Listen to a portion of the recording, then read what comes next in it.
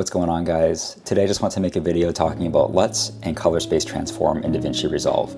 So if you're brand new to color grading or brand new to Resolve, you may not have heard of these terms before, and if you have, maybe you're just not sure how to apply them to your footage.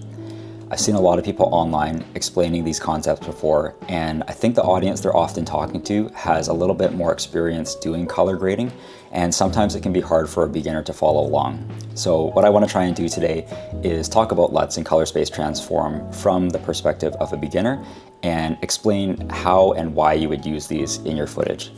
So without further ado, let's just jump into Resolve and I'll continue explaining in there. Alright, so we're in DaVinci Resolve now, and I've already set up 3 sample clips that I recorded earlier today that we're going to use when talking about LUTs and color space transform. So to start, I'm actually going to set up a side-by-side comparison of all the clips so that you can see how they look right beside each other. So in the top left corner of Resolve, I have a split screen option, and I can go down to selected clips, hold down Control on my keyboard, and then click on the clips that I want to be included in the split screen. So what you're seeing here in the top left is footage out of my Pocket 3 that was recorded in the standard color profile.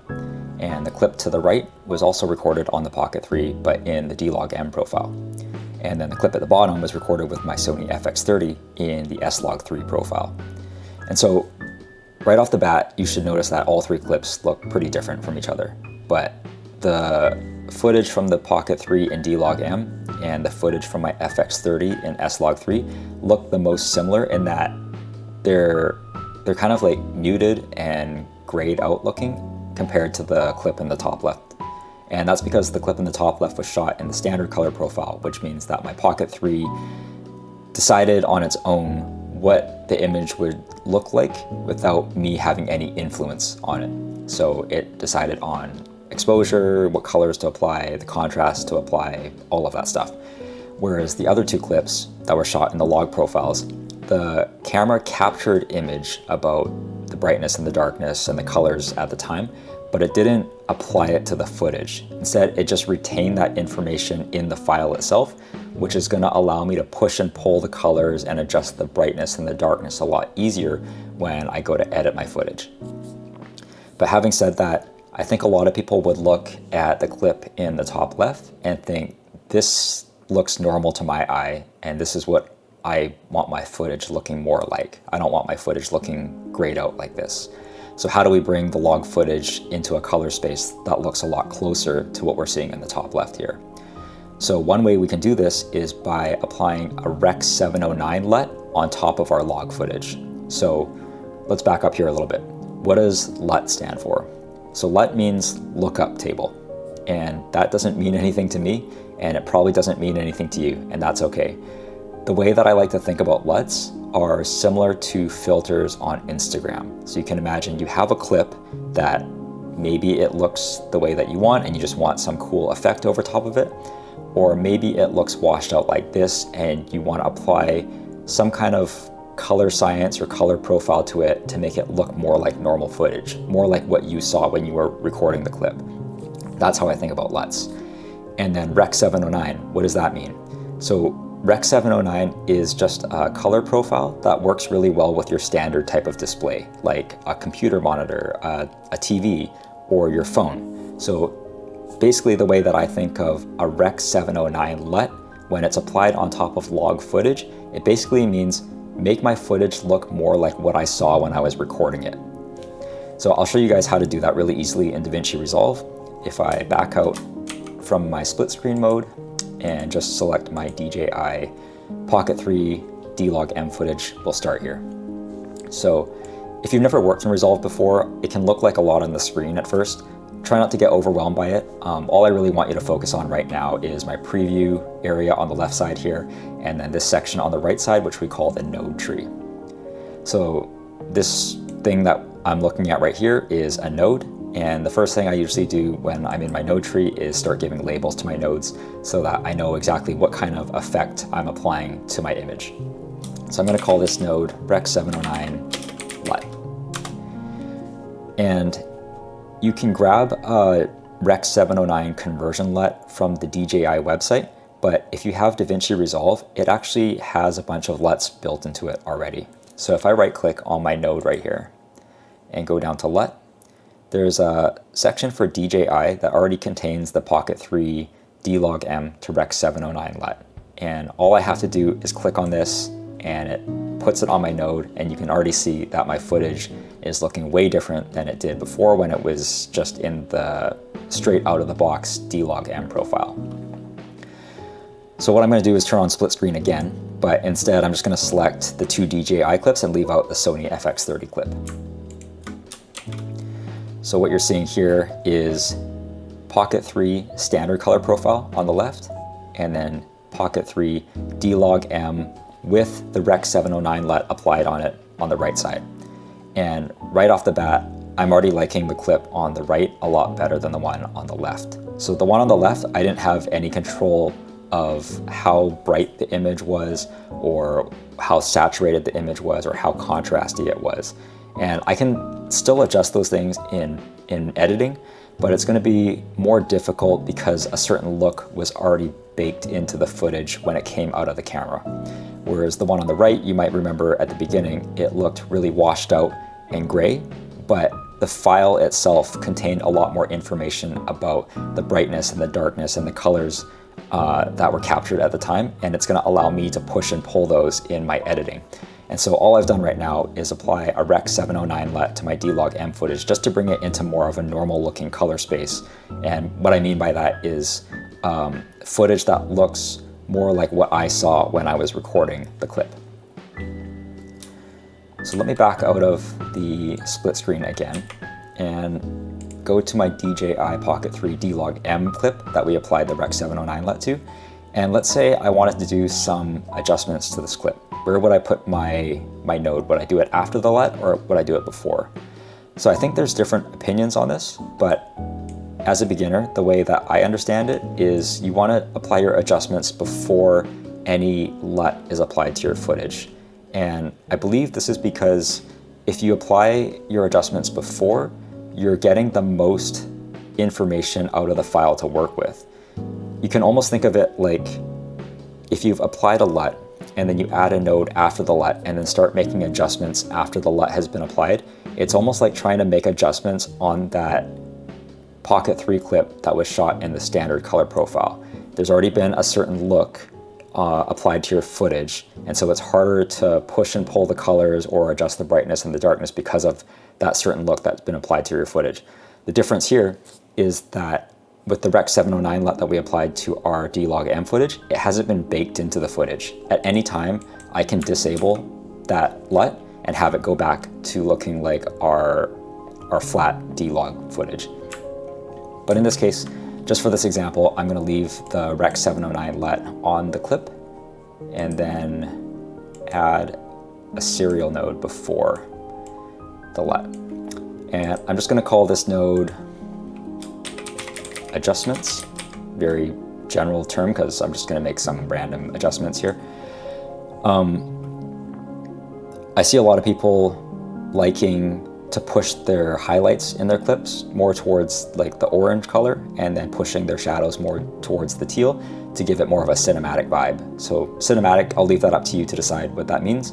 But to me, it kind of means like if you went to the movie theater and you were watching a movie, usually it doesn't look like footage that comes straight out of like a cell phone. Like it usually has a certain tint to it if you pay attention to the movies that you like to watch. So if I push the highlights over to the orange color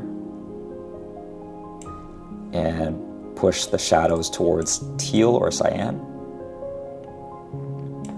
and let me enlarge this a little bit. Actually, let me throw a couple black bars above and below the footage so you can get a feel for what I mean. So the image right now hasn't really been tweaked that much. I've just pushed the highlights and pushed the shadows a certain direction, but it's already looking like something more like what you would see in a film versus something plain that just comes out of, you know, any camera that anyone has these days. So that's one way that you can apply a LUT to your footage to bring it into more of a normal color space, and also apply a couple adjustments to your clip prior to that LUT actually taking effect. Okay, so now we're just going to quickly jump over to my Sony FX30 clip that was shot in S-Log3, and I'll just quickly show how you can apply a Rec709 LUT to this S-Log3 footage. So once again, we're in the node tree here. I'm going to give my node a label of Rec709 LUT. And once again, DaVinci Resolve already has a bunch of Sony LUTs that you can use out of the box. So if you right click on your node and go down to LUT and then look for the Sony section, the one that I like to apply to my S-Log3 footage is S-Log3 Gamut 3 Cine to LC 709. It's a mouthful. But if you click on this, it'll bring your S-Log3 footage into more of a normal color space, which just means how the colors looked when you were actually filming your footage. And then you could do any kind of adjustments you want from here. Like I was saying before, I usually like to add my adjustment nodes prior to the LUT node. That's just what I've learned in terms of the best practices for color grading your footage. I'm just going to do a couple quick adjustments in this case because I already explained a lot of that when talking about the DJI D-Log footage. But I'm going to add a serial node before. And we'll call this one adjustments. And we're going to do the exact same thing where we push the highlights over to orange and push the shadows towards the teal and cyan direction. And this is just an aside, but one thing I usually like to do to make my clips look a little bit more quote-unquote cinematic is apply some grain to my footage. So I'm using the free version of DaVinci Resolve right now, so I don't have access to the grain effect without DaVinci applying a watermark to my clips. So what I actually do in the free version to apply grain is I have these clips of different types of 35mm grain that I got for free on, I can't remember if it was from someone's YouTube video. They had linked a download link to some grain that they had created for people to use. But if I go into my timeline, I can drag my grain footage over top of my Sony FX30 clip, and under the inspector for the grain footage, I can select under composite mode, overlay. And so what this has done now is I've got my footage kind of like behind the grain, and the grain is being overlaid on top of my footage. And if I wanted to make my footage even more cinematic looking, I can do what I did before and place those black bars above and below my footage to make it look more like something you would see out of a movie.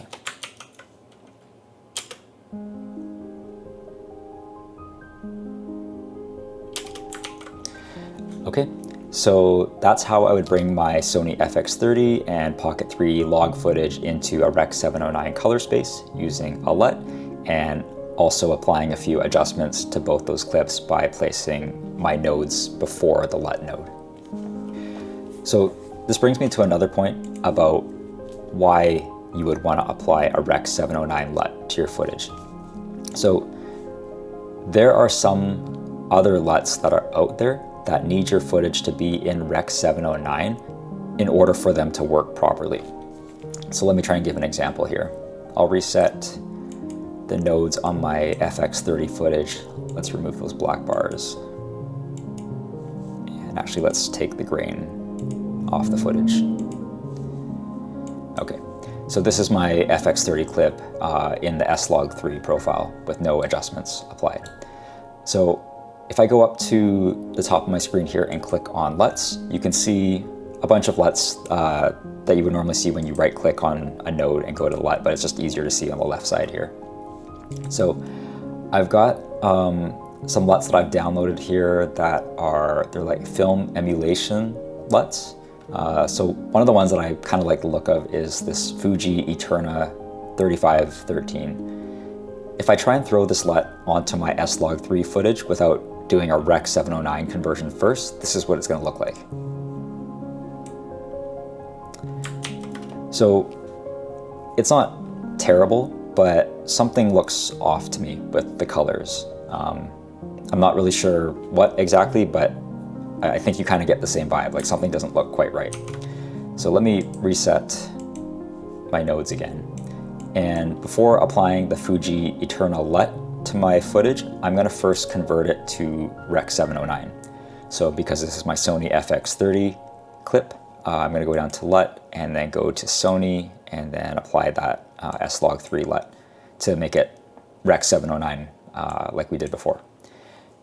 And I didn't add a label to this, so we'll just call it Rec709. And the next thing I'm going to do is add a serial node after that node where we applied the LUT, and then I'm going to call this one Fuji LUT. And now I'm going to take my Fuji Eternal LUT from the left side here and drop it onto that second node.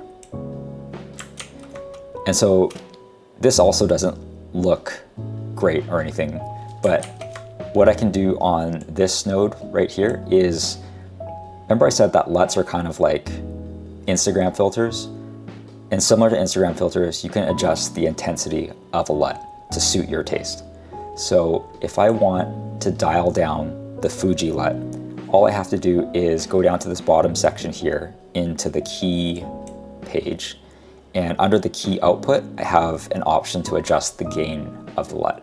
So the gain is kind of what controls the intensity of your node. And the only thing that we have applied to this one node right here is the Fuji LUT. So if I drag the gain all the way down, it essentially is the same thing as not having the LUT at all, or just removing the LUT. And so I can dial up the gain as much as I want to make my footage look as intense or as not intense as I want. So maybe I only want 40% of the LUT to be applied to my footage. And now that I look at it, I still kind of want more of that Fuji LUT applied there. So I'll go back and I'll adjust my gain a little bit more. So maybe bringing it up to, let's say 0.53 on the gain. And so this is what the footage is looking like right now with my Rec709 first applied and then the Fuji Eternal LUT applied afterwards. So that's one scenario where you might need to convert your footage to Rec709 before you apply one of the other LUTs that you have. And everything is slightly different because a LUT is essentially everything that you've set up in your node tree saved in one drag and drop package. And so a lot of times you'll have these LUTs and you might drop them onto your node tree, but they don't really look quite right. And it's because they might have some requirements that you need to set up before you actually drop the LUT onto a node. So I'm going to go into an example of that next when I talk about the Kodak LUTs and the Fujifilm LUTs that are built into DaVinci Resolve. Okay, so this brings us into color space transform and how we would use this in combination with some LUTs that you might already have. So the way that we apply color space transform to our footage is we go up to the effects up here and you can search for color space transform and drag and drop it onto your node. And then you get these options on the side here. So input color space, input gamma, output color space, and output gamma. What do those mean exactly? The way that I understand color space is like, imagine you have a box of crayons and one color space might only have 12 crayons in the box and a different color space might have 64 crayons in the box. So when I think of color space, it's almost like how many color options are you giving the software to work with? And then when we're talking about gamma, we're talking about the brightness and the darkness of your footage. So we're not talking about colors there, just brightness and darkness. And when every camera records footage, it records it in a certain color space with a certain gamma. And here we're going to be using the color space transform to take footage that has come out of our Sony camera, recorded with a certain color space and a certain gamma, and convert it into a different kind of color space that's going to work in conjunction with a node that we want to apply. And in this case, it's going to be either one of the Kodak or Fujifilm LUTs. Sorry, I think I said node. It's going to be one of the Kodak or Fujifilm LUTs that's built into DaVinci Resolve.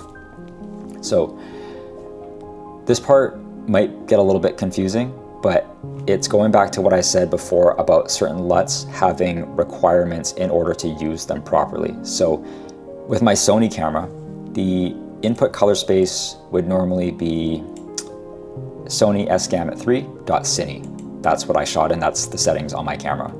And my input gamma would normally be S-Log3. So this is accurate to my camera settings, but to use the built-in Kodak and Fujifilm LUTs that are in Resolve, you have to convert your footage to an output gamma of Cine on film log. But in order to convert your footage to Cine on film log, you need to change your input gamma to Rec709. So what this is essentially doing is setting up the footage that you're feeding into the color space transform node so that it's going to come out in a format, Cine on film log, that's going to work the best with the Kodak or the Fujifilm LUT in Resolve. So you probably saw when I switched the input gamma from my S-Log3, which looks actually fairly close to Rec709 to my eye, except it's not as saturated. When I switched this to Rec709, the footage became even more washed out than the original S-Log3 footage.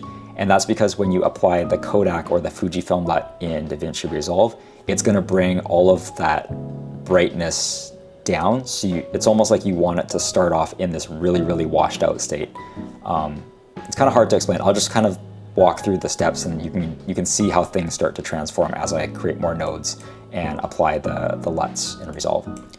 So I keep forgetting to add my node labels. So I'm going to call this one CST for color space transform. And then I'm going to add a serial node after this. And we're going to call this one, let's say, Fuji LUT. And like I said, DaVinci Resolve already has some Fujifilm LUTs and Kodak LUTs that it already comes with. So to find those, you right-click on your node and go down to LUT, and then go to Film Looks. So I've got 3 Rec709 Fujifilm LUTs that I can pick from here, and the numbers at the end are just different temperatures of the LUT. So D55 is the warmest, D65 is the coolest in temperature, and I usually just like to pick the D60 because it's just the middle ground. So when I click on that, it applies the Fujifilm LUT after we've already done our color space transform. And the thing I think that people get confused by are, is the footage good to go at this point? And honestly, that's up to you. If you want to leave your footage looking like this, that's okay. Color grading is really a decision that you have to make depending on how you want your footage to look. But for me, this is still a little bit too bright and washed out. So what I would do in this scenario is add some serial nodes before the color space transform and the Fuji LUT, and do a bunch of adjustments in here to make the footage look more like what I want it to look like. So usually I'll apply several nodes to do the adjustments, on individual nodes instead of piling them onto one node, just to keep things organized. But in this case, all I'm going to do is have one node before my color space transform. We're going to call this node Adjustments. And then we're just going to start playing around with things like the exposure to make it more of a cinematic looking clip here. So we're going to bring the highlights down quite a bit. And then we're going to bring our midtones up a little bit. Keep dragging the highlights down. And then we're going to drag our shadows down even more. Bring the midtones up. Bring the highlights up a little bit more. And shadows, still bringing those down. So I think at this point, that's fine for me. Obviously I'm not spending a ton of time modifying this node here, but if I toggle it on and off, you can see this is our color space transform with the Fuji LUT, no adjustments made, and then this is with me making some adjustments afterwards. So no adjustments, just the Fujifilm LUT applied after we did the color space transform, and then here's our clip with some adjustments made at the beginning of our node tree. And if I want to apply the Kodak LUT, all I have to do is go to that last node where we had the Fuji LUT before. I'm going to rename this node to Kodak LUT.